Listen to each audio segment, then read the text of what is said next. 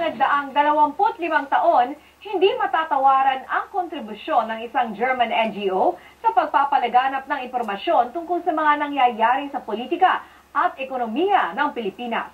May report si Bert Quizon. Masidhi ang pagnanasa ng Philippine Bureau na maging mahigpit ang ugnayan ng Pilipinas at Germany at ng mga mamamayan nito.